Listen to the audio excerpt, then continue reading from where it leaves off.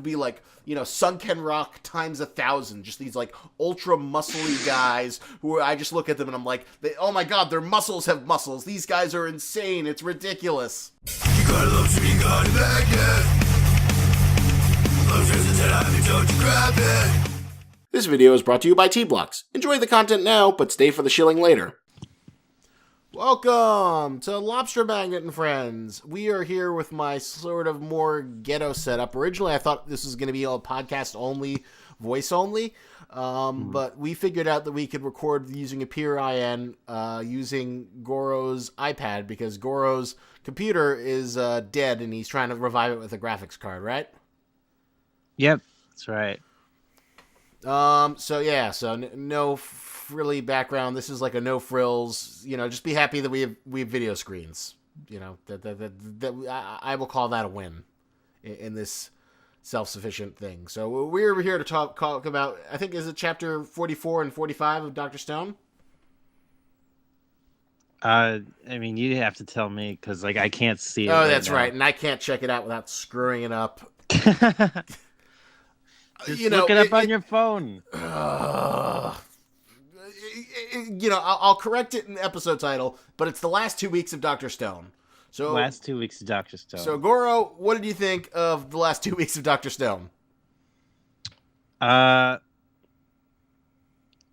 Good progression so far. I mean, the thing with Senku's dad and them passing on this information over thousands of years. It was nice. What else to say about it? Well, I personally loved last week's chapter. I thought it was amazing. I thought it was everything that I was complaining about previously. I love the fact that we got the excuse of why the scientific heritage died, that they all died of pneumonia, and I love the fact that Senku's dad came up with the 100 stories, and that was how he passed down. It's we need to teach these people survival skills, our little inbred children, and they even addressed the incest thing where it was whatchamacallit, Kohaku's ooh, I'm Senku's relative. Blush, blush, blush. Emotion. Erotic feelings. No, that is actually a good point. They did flesh out a lot of the details of this stuff, like why there wasn't greater technology passed down. Yeah, for the village peoples. I like that a lot. I liked to me that chapter was everything I wanted. It was the perfect conclusion of this arc. I love it that Senku is his kingdom of science. I love the 100 stories and how it was passed down, and that was everything that the previous chapter was missing. Yeah. I thought it was a really, really good chapter, and I also thought it was interesting that that apparently now we're the arcs are being divided up into chapters. I've never seen anything like that where it's chapter 1 complete, next chapter the Stone Wars. Yeah, that was a little bit jarring, the introduction to the Stone Wars thing where it just showed a panel of randomly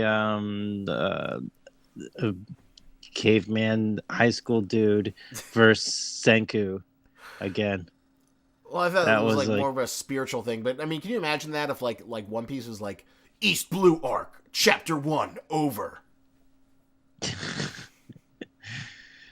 I could with Dr. Stone, it's fine, I think, because they always do that kind of dramatic thing, such and such thing acquired. True. I'll give you that. There is that. But if I was, I'd give that chapter whatever number it is that I'm not going to look up on my phone. But I will put in the episode in the titles. I'd give it a 9.5. I thought it was a perfect little piece of manga. Okay. Well, I give it an 8.5. Why only 8.5? Well, why didn't you like it as much as I did? I guess it didn't really tell me too much new like of what happened. It just like sort of fleshed things out a little bit more from like, okay, like I knew like, yeah, they crashed landed on this island, and you know they got married to each other and they had kids and all that stuff. But this is like, um it was it was great, like extra details to explain like certain things, like where these 100 stories come from and like why these 100 stories are so important, so the kids would be interested in them and then they pick up on that like in future generations, like that was pretty neat, and it's good. And there was that touching scene where Senku is Yeah, visiting his that was a father's great scene grave. where he visits his father's gravestone, and it's like the past connecting to the future through secular science and shit. Because I'm sure Yeah, Seku is probably 100% atheist. Seku was be all up in our atheism. yeah, No Shinto spirits for Seku. Seku is Bill Nye fuck creationism. But I did enjoy him seeing his father's grave. yeah, yeah. It was a good scene. It was good. It was emotional. Screw you. It was a great end. It was everything I wanted that those other chapters didn't give. Hmm, I guess. So let's But get into the beginning of the Stone Wars. So it seems like you like that a little bit better. I guess it's because it's like progressing the plot like even more quickly than I anticipated, which is kind of is kind of nice because I thought they were gonna do some kind of like a little bit of like a quote unquote filler thing before doing this like major arc, which we knew was like eventually gonna happen. Well, here's my issue with the Stone Wars. I thought it was like a little. I wanted a little bit more build up. I didn't want like just some random mook guys to like attack the village instantly. You remember that like thing a few chapters ago where they had Tsukasa's like army of like Boichi super strong stone guys. Yeah, And it's like all yeah. these like ridiculous sunken rock character designs. When I saw that, I was thinking that like, oh my god, I can't wait to see him introduce all these characters. They're gonna be like these insane like martial artists and super muscly guys, and they're just gonna like rip everything with their hands. It's gonna be insane. And then we just got like these like guys who like felt like the legendary Stupid Brothers from Naruto, from the fillers. It's like, we're gonna go beat the caveman. Like they actually that's a good point. They actually did seem kind of intimidating at first because uh whatchamacallit, it wasn't until like the scrawny guy who's supposed to be badass, Yeah, I was who underwhelmed by him too. Like he wasn't really doing it for me. I mean, I didn't hate him as much as like the monkey men, but I thought the monkey men were pretty intimidating until the other guy showed up and he's just like, you fool, why are you fighting him on a bridge when he has a spear? That to me like kind of like uh I kind of wish I could just see them like fail first before he was made like a complete fool of in front of the enemy. well, who was made a complete fool? The monkey man, Oh, dude. the mooks, Yeah, the the soldier mooks. mooks. Yeah, to me they weren't soldier mooks at first, but You thought that they were cool. Well, you could just look at the character design. They're like way below the level of like what like Boichi will do for like a. Oh, you want to hear something insane I learned? what? I need to look into this a little bit more, but Boichi apparently has a whole website devoted to him because I guess he's got a big ego. He's like world-renowned artist Boichi, which like I don't think any other manga artist in Japan has ever done, as far as I know. But Mm. so apparently, I think this is the most insane thing. He's also doing a seinen series called Origin or the Original or something with like Japanese cyborgs alongside Doctor Stone. And I think it might be How? a weekly series. How? I don't know. He's got Korean super genius drawing genes. It doesn't make sense. It shouldn't be possible. I need to research it more to find out if it's like a monthly or weekly series. I don't know. That doesn't seem like very plausible or feasible at all. I don't know. Maybe he's just like a god amongst men who is like this freaking Korean Superman who's just like. I'll link it to you after, but like, you know, if it's true, then Boichi is a god amongst men. I don't believe it. It's like the quality of Dr. Stone, you know, just tells me that he's putting a lot of effort in that already. Like, there's no way he can draw another series on top of that. I don't know. I don't know. Like even I was like, and you know the funniest thing is like I didn't. That sounds like something you would like see from Bakuman, some bullshit like that. Like, I'm gonna work on 2 series at once, just like the Crow guy, right? I think the Crow guy actually did that. Yeah, he's like, did. oh, I'm serialized twice, and I'm working on 2 series at the same time. Yeah. Well, maybe Boichi is like that in his freaking little studio or whatnot. I don't know. It's funny though, because like I skimmed through it and I was like, oh wow, this looks nice, but this is not a really good series. This is really schlocky. It's like lots of sex and violence, and oh man, Boichi's art talent is like 10 times better when someone else is doing the writing. Yeah, I mean I think it's a lot of the case sometimes where it's just like. The good writing will like lead into like the artist being able to concentrate better on, you know, the art itself and not the story, and not have to worry about the story as much, you know? I'll send you a link to it because I mean still, but anyway, back to the art of these monkey men. Like, oh, I know where to put this. This whole time you've been struggling to like find the optimal placement. The monkey men just like scream to me like these aren't like, well, that's actually not bad. These are not like great character designs. These are not like guys who you should feel that are important. And I was disappointed because like I wanted like really cool signature characters when like Tsukasa's army is introduced. I wanted to be like, you know, Sunken Rock times 1,000, just these like ultra muscly guys who I just look at them and I'm like, oh my god, their muscles have muscles. These guys are insane. It's ridiculous.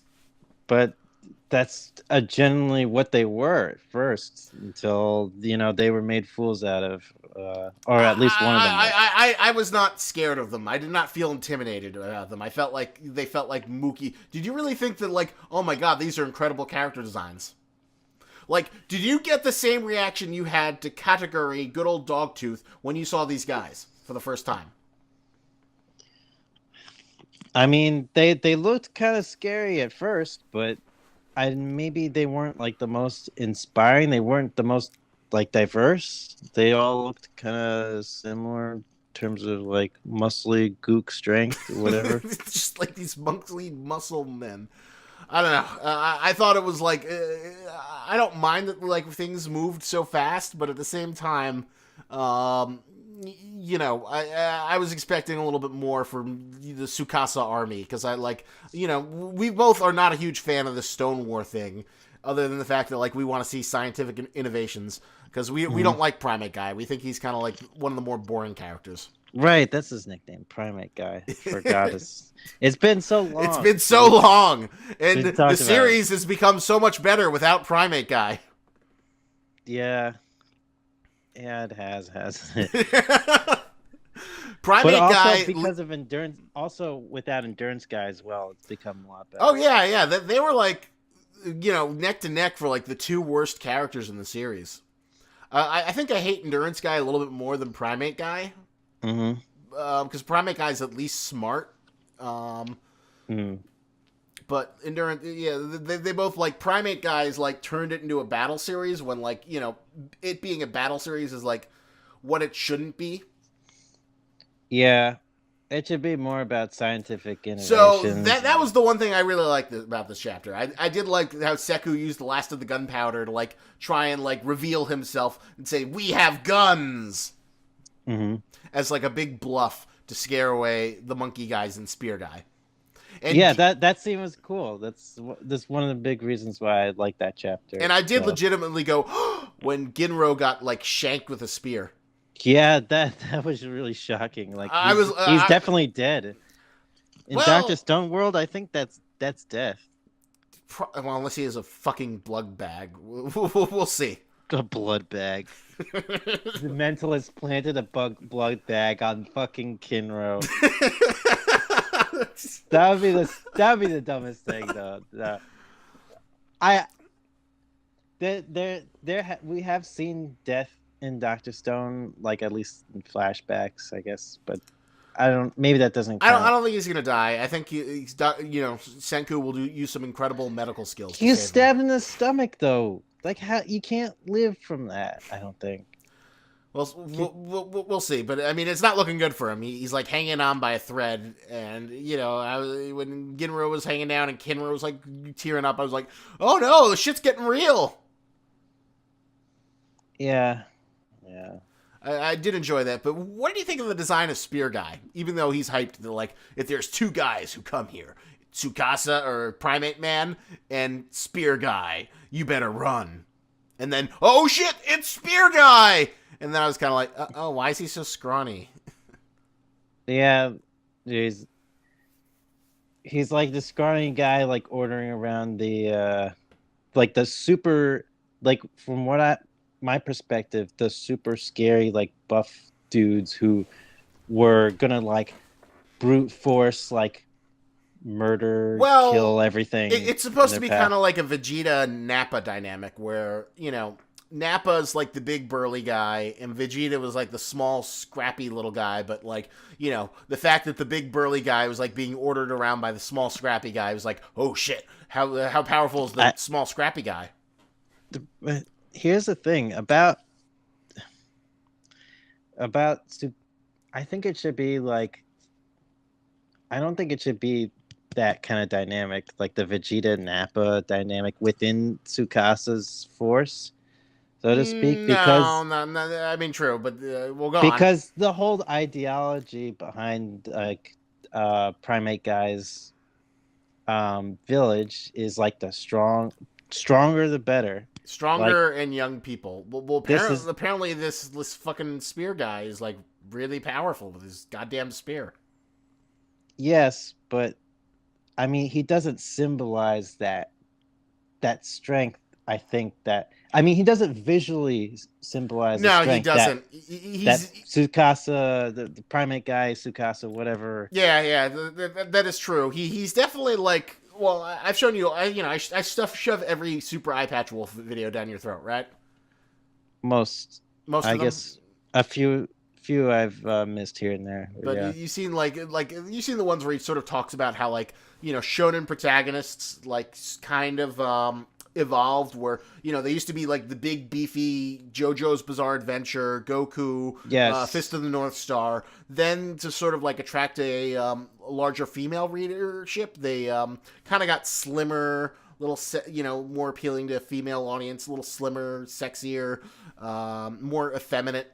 And Spear Guy definitely feels like he's like on like the 2000 range of shonen badass versus like I guess what we were expecting is like freaking JoJo's Bizarre Adventure, some guy with like huge freaking hulking muscles, yeah.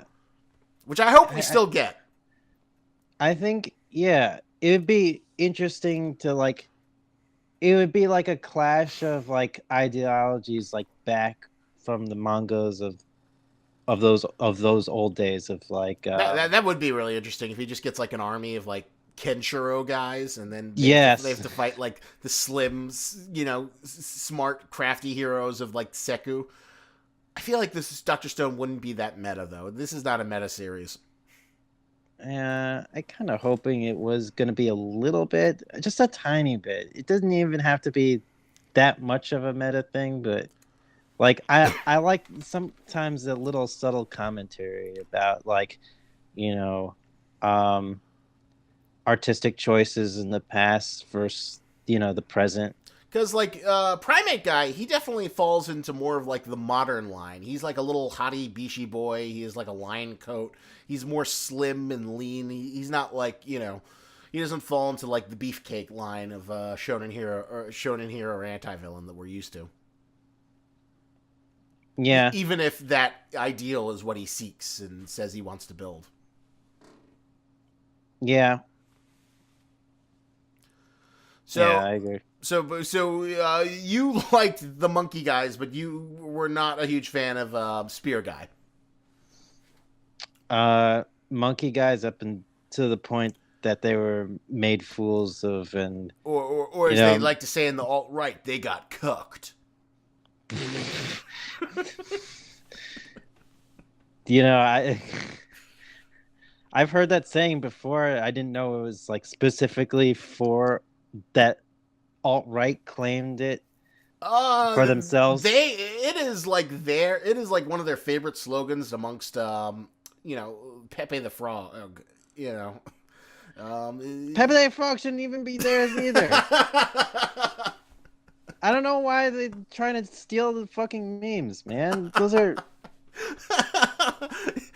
you're so those. you're so angry. It's like you just want to feels bad, man. I've known those memes forever, and the alt right doesn't take those.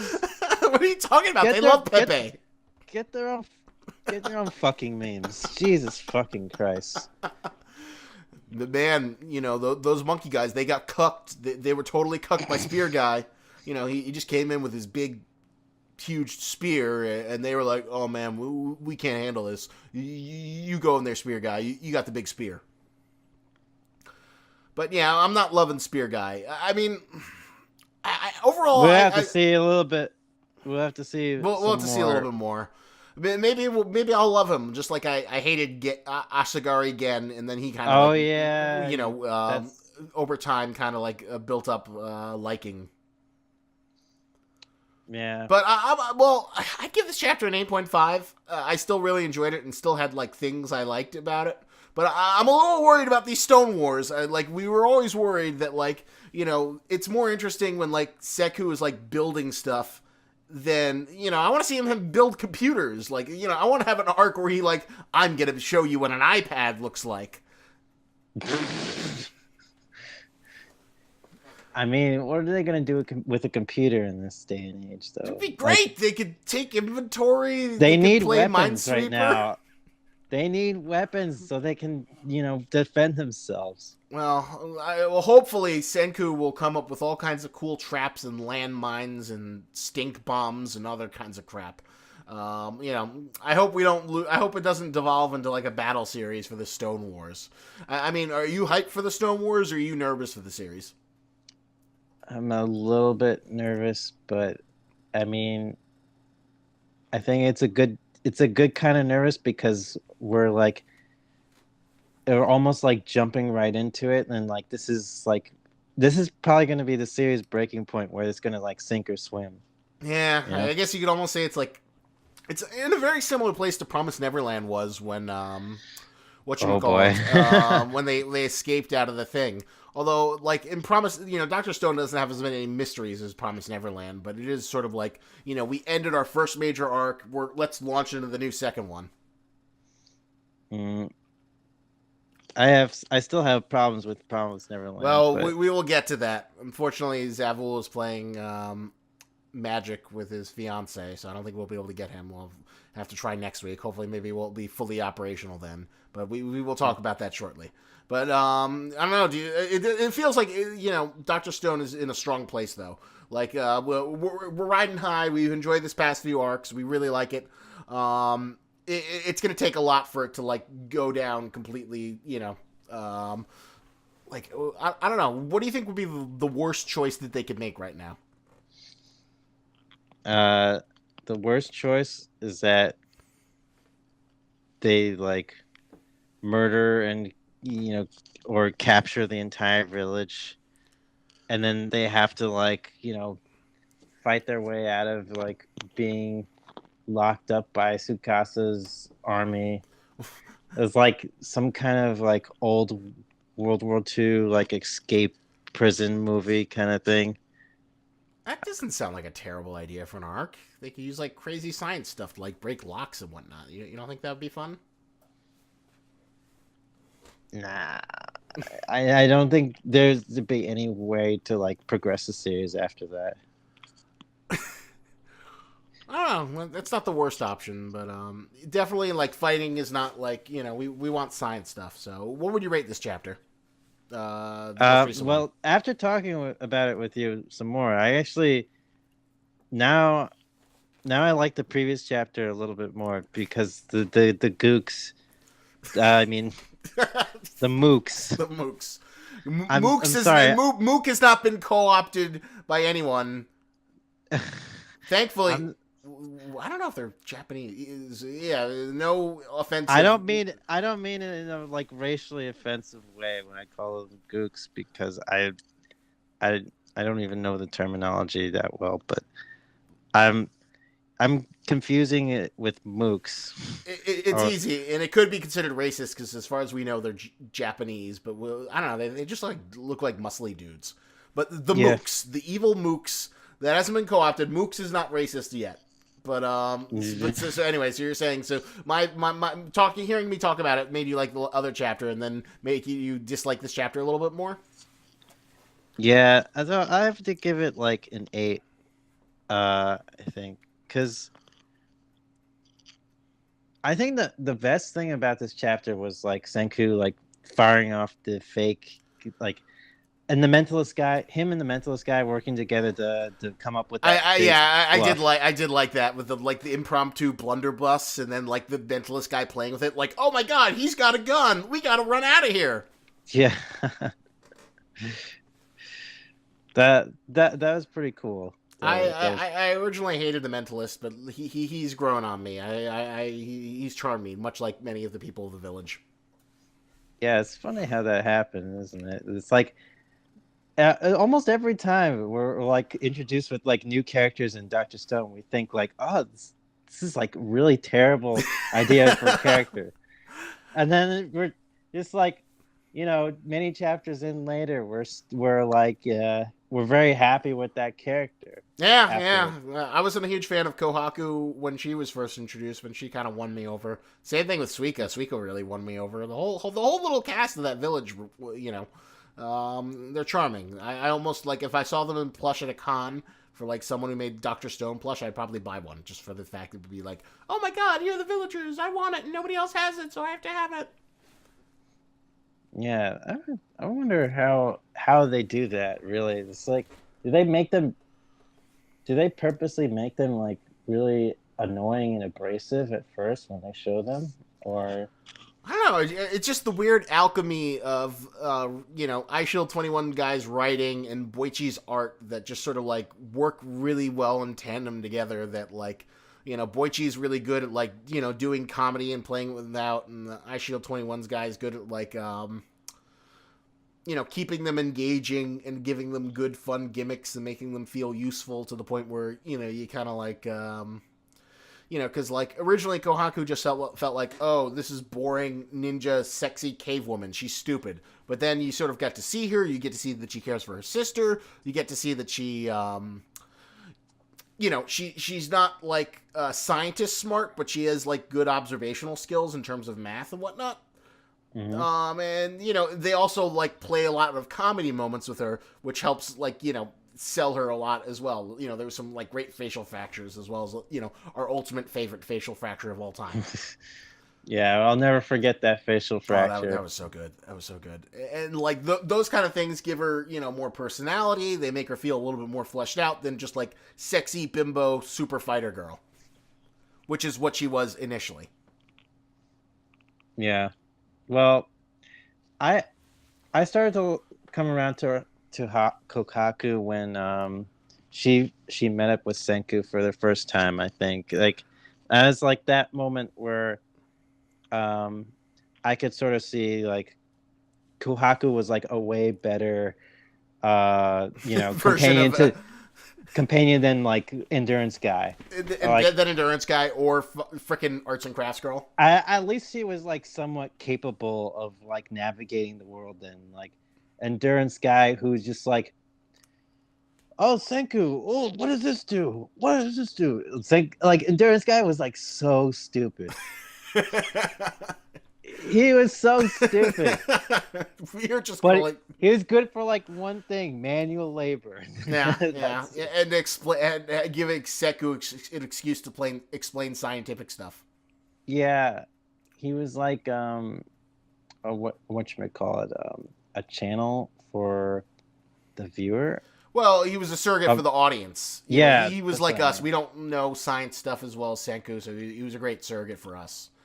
But he was a boring milk toast, dumb character that nobody really liked. But yeah, and like Suika started off with, oh, this is this obnoxious mascot girl who has this stupid hat she wears. But then Oh, I love that. you I still love love that. that? Moment I saw it, it was like maybe not the moment I saw it because I saw it like when they did all the stupid character like weird things. They introduced the entire village. I was still like baffled like how they did that, but thinking back to it now, like somewhat grateful that they did that because like you could sort of see how much planning went into the series, like how much planning went into all the characters in the village. Yeah, that's true. You did get to see a lot of them, and it's kind of amazing how many of them got fleshed out. But yeah, Doctor Stone is still good. We'll see if if frickin' something as bad as Musica and Songju come in to try and ruin it during the Stone Wars. Yeah. Musica and Sanju. All right, so I think that finishes up our thoughts. 9.5 for me for the first one. You had 8.5 for this first chapter, the most, and then 8.5 for this one, and 8 for you. Yes. Dr. Stone's still going strong. Sorry for our delay that we weren't there and tolerating me alone. You know, life happens, but we try and come up with solutions. It works. It works, just like the light works in Seku's world. So remember, Lobster's tennis, but don't you grab it. Do you like clothes but hate shopping? Then T-Blocks is the subscription service for you. But I know what you're thinking. But Lobster, how is that any different than Loot Crate or the other subscription services? Well, T-Blocks sends you t-shirts, which is clothing, which is actually useful, unlike the useless swag junk that Loot Crate keeps peddling on gullible schmucks. And this isn't just knockoff brand crap. T-Blocks hooks you up with licensed shirts for all the stuff you love, because you need clothes. How else are you going to keep your puny human man flesh protected from the elements? T-shirts are useful for any occasion. Wear them, give them to friends, give them to enemies, knit them together, make a quilt. T-shirts are life. And you know the best part? It'll only cost you $6.99. That's right, you can get 12 shirts sent to you for once a month for only $6.99. And you know what? If ultra cheap licensed goods are too basic for you, then there's also the Community T-Block set, which features original designs from the best up-and-coming artists, so you can keep that hipster street cred. But I'm here to save you even more money! Use the code LOBSTERTBX at checkout, and you'll save 10% on any order. Be a t-shirt wearing god amongst mortals. Use the power of the most expensive seafood to get you the cheapest t-shirts now!